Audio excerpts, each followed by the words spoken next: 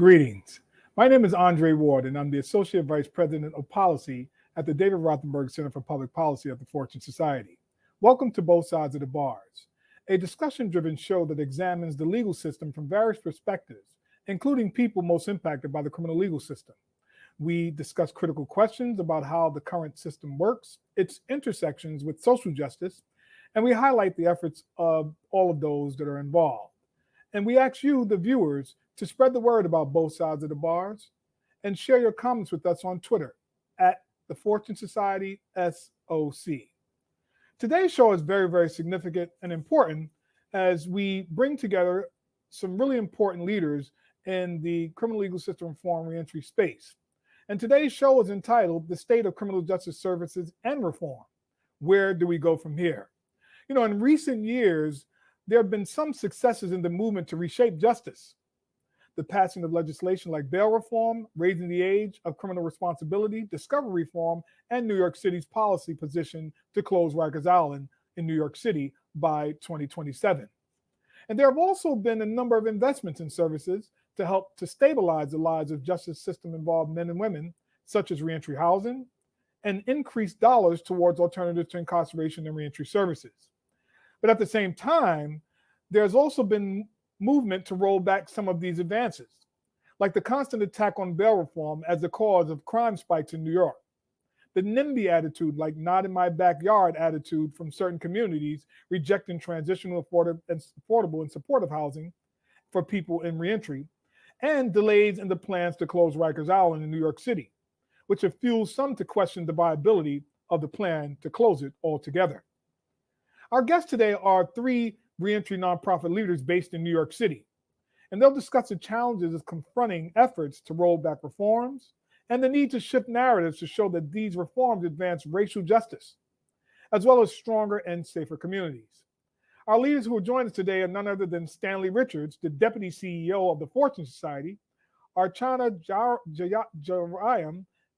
Jayaram, who is the President and CEO of the Osborne Association, and Jonathan McClean, CEO of CASES, the Center for Alternative Sentencing and Employment Services. Stanley, Archana, Jonathan, welcome to Both Sides of the Bars. How are each of you doing today? And Archana, apologies for mispronouncing your last name. What's the correct pronunciation of your last name? Apologies for that. That's okay. It's Jayaram. Jayaram. Well, thank you all for joining us today. I want to really get right into this because each of you are leaders in the criminal legal system reform space relative to reentry work and advocacy work as well. And knowing that all of you are deeply committed to this work, we felt it was important to have you all come to Both Sides of the Bars to inform our viewers of the work you're doing and some of your perspective and analyses on what's happening in the reentry and the advocacy criminal legal system reform space. And I'll start with you, Stan, right? You know, you've been doing this work for some time. You work at the Fortune Society. Talk a little bit briefly about like what is Fortune and what does it mean to you when you hear the statement, the state of criminal justice services and reform? Well, Fortune Society is a 55-year-old organization that's dedicated to providing reentry and alternatives to incarceration. We firmly believe that by changing policies, working to provide off-ramps for people who are impacted by the criminal legal system, and welcoming people home and engaging them in services is a recipe for stronger communities, safer communities, and stronger and thriving families. And so our work is surrounded around that: housing, employment, education, alternatives to incarceration, licensed mental health and substance abuse treatment. But when I hear the question, what is the status of reentry and criminal justice? For me, it is a process that we could never forget that it was a time in New York City where we had 100,000 people going through our criminal justice system each year. We had over 20,000 people incarcerated on Rikers Island and had over 72,000 people in our New York State prisons. And so this is a fight, this is a battle to, one, humanize those who are impacted by the system, and then imploring our government partners to make the right investments to bring about the change in this system that we know devastates so many people. So it's an ongoing fight. It's an evolution, and we can never rest on what we've accomplished because we have to continue to fight on. Absolutely, Stan. And I want to turn to you, Archana, right? Again, you're leading as the president and CEO of the Osborne Association, right? Talking about the importance of programs, right? We know there's been some recent news that have happened in New York City relative to service providers, being no longer being able to provide services in docks, right? Which is New York City Rikers Island Jail. So, we've heard the news about the $17 million cut by New York City's Department of Correction to eliminate contracts with programs in jails. Why are jail services, Archana, so vital? Yeah, thank you, Andre, for that question. So I was associate commissioner at the Department of Correction about 10 years ago. I created the predecessor to the current program that is about to be cut on June 30th. At the time, I fought for every dollar we had on Rikers to be able to spend on programming. It is critical to the state of the facility, to keeping tensions under control, reducing idleness. That type of programming is critical. People need to be busy. People need something to do. And sitting in the day room and watching TV and not being challenged intellectually or emotionally is not a good place for people to be in. So it is really important to provide programming, for just the day-to-day functioning of the facility, for the safety of everyone in that facility, for the correction officers. But in addition, building relationships with nonprofit providers who often employ credible messengers and people with backgrounds of incarceration is an incredibly powerful tool to build connections back to the community, to give people hope, to give incarcerated people the tools they need to, when they inevitably return home, to have a place to go, to find a job, to find housing, to have the basic needs that they have met so that they're able to succeed in their reentry. One big challenge with coming home from an incarcerated setting is you've been through trauma, you've lost a lot of trust with all kinds of institutions. Who are you going to turn to? What office building are you going to walk into? And when you know an organization like Osborne or Fortune or Cases, and you know the reputation of those organizations, you know the reputation of their staff, you're more likely to walk in the door and take that risk of saying, hi, I need help. And that is the thing that helps you when you have that moment of potential risk to get involved in the legal system again. And that's what we all are looking to avoid. We want public safety. We want people who have been incarcerated to come home and succeed. Totally. And Archana, just briefly for our viewers, what does Osborne do? Oh, right? Yeah, thank you. And then we'll transition right to Jonathan, because I think it's really germane to this conversation, and it's also appropriate, right? Because of the work that Cases does follows kind of what you're talking about now. But what does Osborne do briefly? Yeah, thank you. I would say that we look at it like help people avoid incarceration, diversion, alternatives to incarceration, other options that keep you from ever walking in the door of an incarcerated situation. When you are incarcerated, having programs, services that improve the conditions of your confinement, and then really to ensure that you have a successful reentry. And, as I mentioned, that means housing, that means jobs, that also means substance use programming, that means cognitive behavioral therapy, that means case management, and really just ensuring that we see the whole person and that we say, what are your needs? How can we help you? What can we connect you to? And that's really where our skill set is. And that's why people trust us. We are a 90-year-old organization that has been providing holistic services to incarcerated and formerly incarcerated people that whole time. Yeah, and turning to you, Jonathan, right, as the president and CEO of Cases, the work that Cases does is obviously important, right, consistent with the work of Fortune and Osborne. And so what does Cases do, and how does Cases serve people with criminal legal system involvement? Thank you, Andre. And first, let me just tell you how thrilled I am to share this platform with Stanley and Archana, two of my most favorite people in the field, my colleagues, and they've been great supports to me. To answer that question, not unlike Fortune and Osborne, we provide many of the same services, but I like to paint the picture of what our vision is. And our vision is to create a city where a person's criminal legal system involvement and behavioral health needs doesn't limit their opportunity to actually realize their very best life. And I think that in sum and substance is what we all try to do. We provide a number of services in different buckets. So we have ATI, Alternative to Incarceration services. We have a number of enrichment programs for young people and people who are on the cusp of getting caught up in the system, mentoring, tutoring, GED. We have a large court-based component where we provide services for those who are before adjudication and those who are after adjudicated, who are in the midst of dealing with the outcome of their cases. And we have this extensive behavioral health continuum that really cuts to the core of providing services for people who more likely than not should not be in jail and should have received services prior to their involvement in the system. Yeah, and thank you for that, Johnson. I want to turn to you now, Stanley. And can you describe, for us, right, like the progress jurisdictions made regarding the reduction of mass incarceration? I know you've been involved in paying close attention to it. Talk to us about that. Yeah, we've made some progress in New York City. I mean, going from 22,000 people down to, at the low point, 3,400. Unfortunately, we're seeing that go back up to 6,000.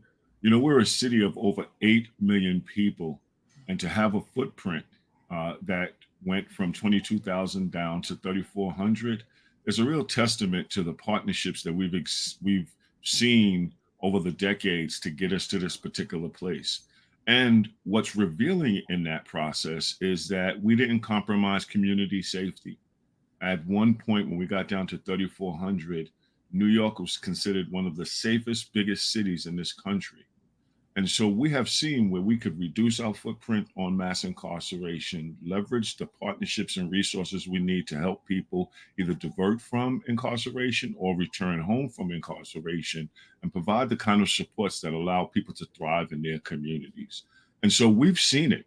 We've seen the number of people who are detained on parole with the introduction of less is more. We've seen the closing of 12 prisons in New York State, where the governor is using those prisons as an opportunity to repurpose those facilities to bring about economic opportunities for those communities so they don't have to rely on mass incarceration to have a job and to have economic stability in their communities. And so we've seen some lessons of success. The question and challenge for us is, do we have the political will and the steadfastness to allow the kind of rhetoric that you hear around crime increasing and the bail reform is the problem, and really find the center place where we can create a system that is truly, truly fair, accountable, and just. And people who are impacted by this system have a way of exiting that system. And that's the work that we find ourselves in this moment. No, absolutely, Stan. And turning to you, Archana, right? You've been doing this work for a significant period of time and have experience relative to understanding the space. Yet, as a new CEO, like, what do you see, right, as the challenge and opportunities in the criminal justice space? Yeah, thank you. I think so. I've been at Osborne for a little over a year. It's an incredible organization. What I've observed at Osborne is that this is an organization where everybody who works here is dedicated to the mission in a way that I've never experienced in any other organization. And that's not a knock on any other organization, but I think it is something that people feel very deeply when people have had their personal experience with the criminal legal system, when their loved ones have had experiences with the criminal legal system. They know that it's not right, and they know that it needs to change, and they dedicate their lives to reforming these systems. So it really is a very powerful personal mission of the individuals who work at Osborne. The other thing that's really struck me is that this is this incredible community of people who feel this work very deeply, and in partnership with Stanley and Jonathan and with many other partners, we've all been sort of killing ourselves to try to get this cut restored. And it just has really shown the strong community that we have, the strong commitment to closing Rikers. We really have very fertile ground for reform in this state and in the city. And we just have to kind of continue to build on those relationships and build on the successes that Stanley is mentioning around reductions in the state and city incarcerated population. The fact that mass incarceration is a term that we all understand and that we use now is a huge amount of progress from where we were 10 years ago, 20 years ago. We know that incarceration harms people. We know that it doesn't make people better. So what are the solutions that make us better? And New York City can and should be the place where we're having those conversations. We should be the city on the hill. I'm stealing from Stanley now. I heard him say that the other day. And I am just really grateful for the partnerships and the foundation of work that's already been done. And I think we just have a lot more to do in sort of challenging political and economic climates to really ensure that everyone is focused on this human rights crisis. And you mentioned, Archana, closing Rikers, and I want to turn to you, Jonathan, right, as it relates to that, right? Like, what are the alternatives to incarceration that we need to scale to actually, in fact, close Rikers? Yeah, no, that's a great question, but I think I want to kind of frame a little bit the challenges, right? I mean, let's we all are in the business of combating poverty. We need to identify the need when you look at the kind of programs that we need to scale. And if you think about Rikers Island, the reality is we all, as program providers or service providers, serve predominantly Black and brown people. 9 out of 10 people on Rikers are Black and Latino.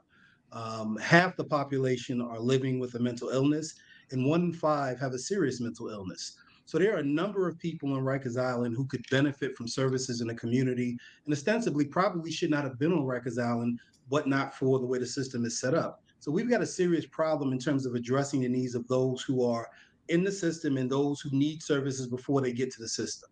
The programs that we need to scale up are the programs that really support people around the areas that they need services in.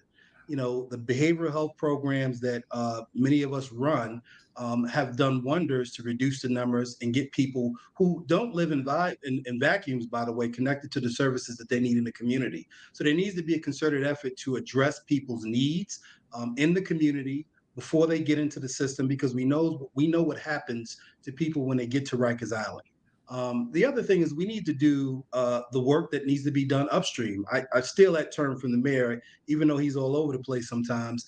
But it's true. The work in the community where we're working with folks to address their needs before they get caught up in the system. I mean, I'm going to just keep it real. I mean, as a Black man from the city who has lived in an over-policed and underserved community, I know what it's like to grow up in an environment where you're not getting your needs met, and then you are pigeonholed and put into a box where the margin for error for you is none. So, I think we're all providing the kind of services that not only address the needs of those who are coming out, those who are going in, but those in the community before they get caught up in the system. So we're going to focus in terms of scaling programs. Like one of the programs I'll tell you that we love on our end is our ACEs program.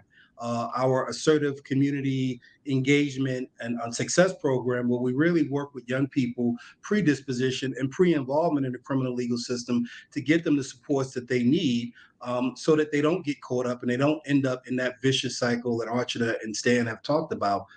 We need to give young people alternatives, and those are the kind of programs that we need to scale, in addition to the ATI programs that keep people out of jail, which cost a lot less than incarcerating people, to begin to address the issues.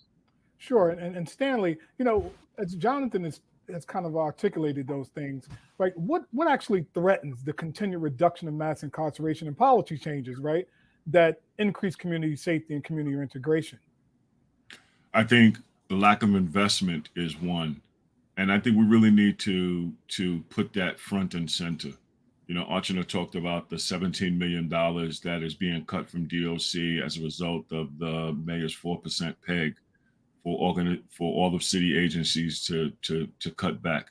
We're talking about $17 million from a $1.2 billion Department of Correction budget. And we're making choices about what we cut and what we invest in. And as President Biden says, our budget is a values document. The things we value are the things that we invest in. And clearly, what we're seeing in this moment that really threatens the work that we've done over decades is that there is a willingness to reduce the investment in some of the strategies that have been working for decades, alternatives to incarceration, supervised release. There are a number of strategies, mental health, housing, initiatives that we should be investing in. But at this moment, we're not seeing those kind of investments. And we need to check that. We need to have a conversation, and we need to encourage our political leaders and our government leaders to make the right investments. Because in a drop of a dime, we invest $500,000 to incarcerate one person on Rikers Island. $500,000. We have a Department of Correction workforce of 7,000 correction officers, total of 9,000 employees for a population of 6,000. We are making choices about what we invest in and what we hold on to versus what we invest in that could build a life, that can help transform someone's trajectory from a path of incarceration to one of stability. We're making choices about how we see our communities and whether we invest in our communities or we invest in the jailing of our communities and the over-policing of our communities and the incarceration of our young folks. Those are choices. And I challenge all of us to have those conversations and challenge our leaders to make the right investments. And speaking of investments, right, like Archana, you've invested, right, as part of your leg of your career in being the lead and the president CEO of the Osborne Association. And so, like, what are your goals? Like, how do you hope to see Osborne increase its impact, right, in the work? Yeah, I think, the really topical one is closing Rikers. Absolutely. But while Rikers is open, while people continue to be incarcerated, which, the closed Rikers plan includes community-based jails, there will continue to be people who are incarcerated. So we can't just say close Rikers and walk away, right? We have to say close Rikers and ensure people who are incarcerated are treated humanely and provided services that will help in their reentry and in the next phases of their lives. I think that's a big piece. I think there's another big piece around, mass incarceration. The result of it is that more and more people have experienced incarceration, have a criminal record, have then to navigate housing and jobs with this criminal background. So really creating pathways to success for formerly incarcerated people, and to really think about, it's not enough to just say like, okay, well, you can have a construction job, you can have this type of job, but sort of keep it narrow. I mean, if, a huge proportion of our populace has been incarcerated by policy choices around mass incarceration, we've got to do better. Like, we've got to have better pathways to success, because if people don't have careers as opposed to jobs, then how do we bring people out of poverty? How do we bring people out of the criminal legal system?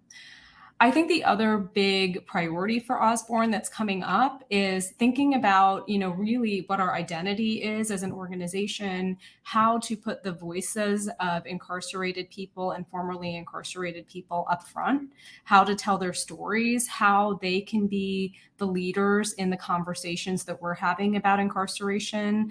I think that they have the experience, they have the power, they should be at the table. And so we just have to bring that as a focal point to our work. And I think just, really to see an expanded impact. I mean, thankfully, we're seeing some really great leadership at the state level around investments in reentry and ATIs and pretrial diversion, and really pushing to see how we can capitalize on that investment and really bring the lessons we've learned in New York City and what's been successful to upstate regions. No, totally. And, when we talk about investments, right, in people, right, there are specific populations that comprise those people. And I know, Jonathan, at Cases, you also work with younger people, right? And we have a few minutes left, so I'm gonna try to get this over quickly, but carefully, right? Because obviously your answers are so much relevant. And so, Jonathan, how can we better serve young people, right, who may have criminal legal system involvement? And like, what is one thing that makes you hopeful as the CEO of Cases? Well, as a formerly incarcerated Black man who spent 16 years in prison, having an opportunity to lead an organization like Cases makes me hopeful. And working with people like Archana and Stanley, That makes me hopeful because there's tremendous talent and leadership and impetus to move the work forward. Some of the legislation around clean slate, I think that ties into the kind of things that needs to happen to make opportunities for people. But to get to your original question around the services for young people, it is really that upstream work. I mean, we really need to be focused on becoming organizations that are community based and provide community based services, and really not net widening, but net shrinking. We provide ATI services and all of those services on the back end in the middle, which are critically important. But, we want to have a city where we're averting people from even entering places like Rikers Island. We want to do everything we can to do all of the work that people who are poor, Black and brown, because that is who we ostensibly serve, are getting the things that they need so that they can live quality lives and that they are not living on the margins where if they make one mistake, their entire life is in the balance, which is the society that we live in now. And it's the things that we contend with. So I think the investments in programs like ACEs and some of the programs that Fortune and Osborne are providing for young people and people in the community is what we need to be scaling up and investing our time and our effort in. Thank you. We have about maybe 2 minutes left. So I'm going to you, Stan, right? Like what is Fortune doing, right, to support people impacted by the criminal legal system and their families and communities? And then turn it to Archana for the last point, right, about how, in terms of like some of the reentry housing and other important recent successes and challenges they've had. So we got about maybe 1 minute, 2 minutes. I'll make this quick. We're working on two fronts. As Jonathan said, working further upstream, and that's about changing policy. So fair chance for housing to eliminate discrimination for people with criminal records to access affordable housing. We are building out supportive and affordable housing in the community so that people have a place to go and live that they can afford. And we're supporting clean slate and other legislation that will reduce the perpetual barriers that people with criminal convictions have. Yeah, I mean, I'd just love to take a second to talk about elder reentry and elder reentry into housing. That has been a focal point for us, and I know for Fortune as well. When you spend a good chunk of time in prison, you age more quickly than you do when you are not in prison. Food issues, other trauma, other issues cause an accelerated aging. So the age of a senior age is considered to be 50 when you've spent a good stretch of time in prison. So we've dedicated our housing efforts to older adults who are returning from prison. We have a great supportive housing facility in Brownsville, Brooklyn, and we have learned that dignity in housing really makes a huge difference in people's successful reentry. Jonathan, Archana, Stanley, obviously it's never enough time, right? We can spend a significant amount of more time talking with each of you. We want to thank you for joining us here today on both sides of the bars. And we thank you, the listeners and observers and viewers, for joining us. We, in the meantime, want to make sure that on behalf of the Fortune Society, thanking you for tuning into both sides of the bars. And if you're interested in finding out more about the Fortune Society or the Osborne Association or cases, you can go to their websites. But for Fortune in particular, you can obviously check us out on the web at fortunesociety.org. That's fortunesociety.org, or on Facebook by typing in the Fortune Society. This is Andre Ward, and I appreciate all of you for viewing us for this episode as we critically look at both sides of the bars.